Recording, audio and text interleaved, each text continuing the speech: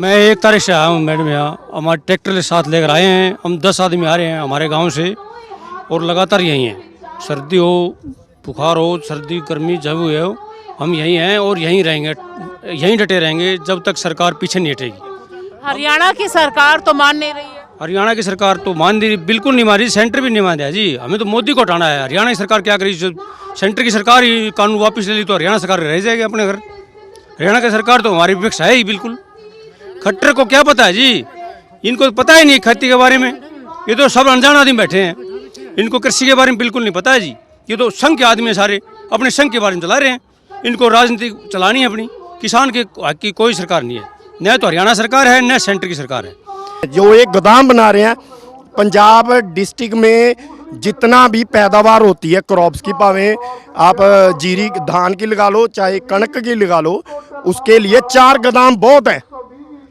ये आप matric ton, लाखों मैट्रिक टन में वो स्टोरेज करती है और उसमें फैक्ट्री में 10 एम्प्लॉय काम करते हैं। आप पहले ये देखो भी अनएम्प्लॉयमेंट पहले कितनी है, और अगर ये कानून लागू हो गए, ये अडानी अबानी अपने गोदाम बना के जो कर रहे हैं ये कर रहे हैं, तो वो 10 आदमी, अभी मेरे गांव से 200 आदमी जाता है मंडी में, और मेरे ब्लॉक में 43 गांव है। 200 के हिसाब से 43 गांव की आप कैलकुलेशन करते रहना, ठीक है।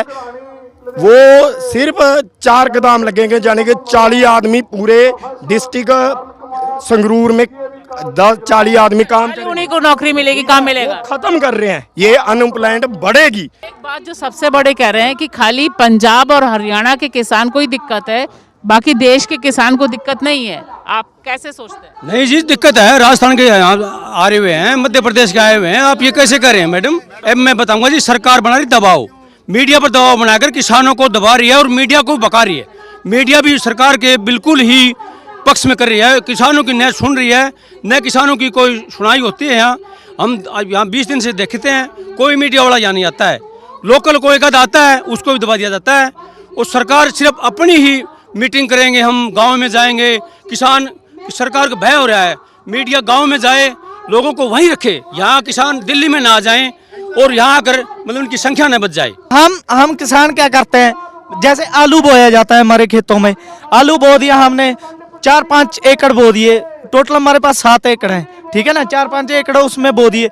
जब उसको उखाड़ना है, आलू को बेचना है मंडी में जाकर, तो उसका रेट 1 रुपया किलो रह जाता है। आप ही बताओ, आप पूरा एक मंथ आप इन न्यूज वालों के काम करो। आपको ये कह के काम दिया जाए कि आपको भैया 50,000 में नौकरी का काम दिया जाएगा, जब आप पे पकड़ने जाओ वहां आपको 5,000 दिया जाए, ठीक है ना, तो आपको अच्छा लगेगा। किसान, इसीलिए किसान कर्जा उठाता है बैंकों से। जब वो कर्ज नहीं उतारा जाता तो वो फंस अपने आप को रस्सा लगा लेता है, वो खुदकुशियां कर। कितना अनाज लेकर आए हैं आप लोग? 6 महीने का जी। उसमें क्या क्या लाए हैं? गोभी, पकौड़े वगैरह जी, राशन, रोटी पानी वगैरह, बहुत ज़्यादा ये चीज़ ले।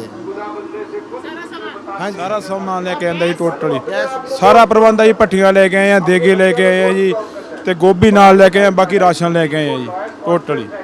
किसानों के इस आंदोलन में बड़े पैमाने पर पंजाब और देश के बुद्धिजीवी उतरे हैं।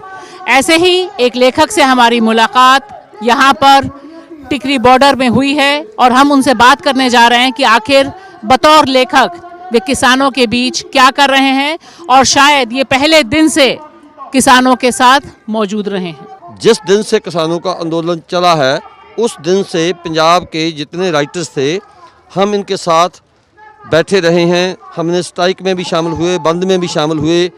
हम जहाँ जहाँ इनके मोर्चे लगे हुए थे, पेट्रोल पंपों पे, अडानी के मॉल्स के, और जो हमारे रेलवे ट्रैक थे, हमारे राइटर्स उसी दिन से भाइयों के साथ हैं। अच्छा, आपने बताया और हम सब जानते हैं कि पंजाब में ये लड़ाई करीब 3 महीने पहले से चल रही है। 3-3.5 महीने हो गए। लेखकों का किसानों के साथ क्या रिश्ता है और क्या ये रिश्ता इस आंदोलन में स्थापित हुआ है? जी जी, देखिए, हमारा जो ज़्यादा लेखक हैं पंजाबी का, और इवन हमारे हिंदुस्तान के भी बहुत से जो देहात से आने वाले लेखक हैं, वो किसानों के परिवारों से है। कोई किसान का बच्चा है, कोई किसान का भाई है।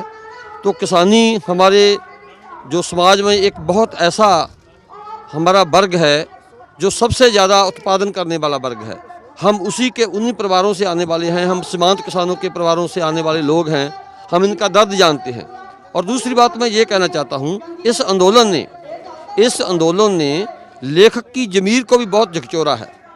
लेखक ज़्यादा सुविधा भोगी हो जाते हैं, शहरों में रहते हैं, सहूलतें लेने लग जाते हैं, लेकिन इस आंदोलन ने लेखक की चेतना को भी उसकी चेतना में भी एक चिंगारी पैदा की है। हम जब पंजाब के लेखक की बात करते हैं तो हमारे सामने जो बड़े नाम आते हैं, अवतार सिंह पाश का आता है, गुरजीत सिंह का आता है, गुरशरण सिंह का आता है, और एक गुरदयाल सिंह का आता है, और एक लंबी फहरिस्त है। लेकिन इस बार जो किसान आंदोलन चल रहा है उसमें जो लेखक हैं, क्या वो दूसरी भूमिका में है? नहीं, दूसरी भूमिका में भी है और पहली भूमिका में भी है। हमारा लेखन भी कर रहा है, लेखन के साथ साथ वो इस आंदोलन में भी शामिल है। आप देखोगे कि पंजाबी के जो नौजवान जिनके ऊपर ये लांछन लगता था कि वो लच्चर गीत लिखते हैं, वो अश्लील गीत लिखते हैं, इतने नए गीत लिखे गए हैं, इतने नए लड़के पैदा हुए हैं जिन्होंने कलम उठाई है। इस आंदोलन के दौरान बहुत सी नई कलमें पैदा हुई हैं और बहुत से जो पुराने लेखक थे हमारे, जो वो उस बोली को छोड़ चुके थे, जो किसान की बोली थी, जो अवाम की बोली थी, जो आम आदमी की बोली थी।